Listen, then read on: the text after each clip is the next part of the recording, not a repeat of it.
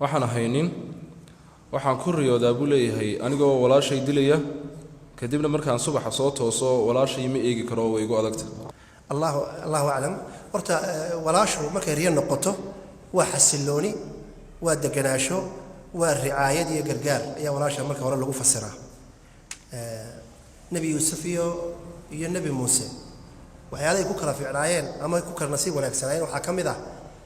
waxay culimmadu yidhahdaan mufasiriintu nebi yuusuf tobankay walaala ahaayeen hadday inani ku jiri lahayd kamay hadheena way baari lahayd oo halku jooga way soo ogaan lahayd sidii nebi yuusuf muuse calayhi salaatu wasalaam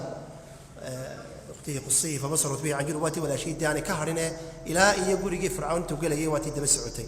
marka taasay dee ay ku kala fadli badan yihiin qofku hadduu wala leeyahay haddii kale haddii aanu dilin ama aanu dhibin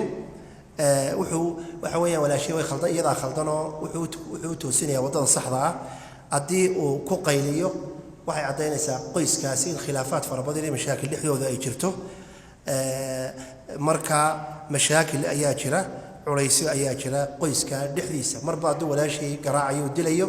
qoyska ama cayladaasi waa caylad dhibaato fara badan dhexdeeda taagan tahay oo xasilooni aanay reerkaasi dhexdooda aanay jirin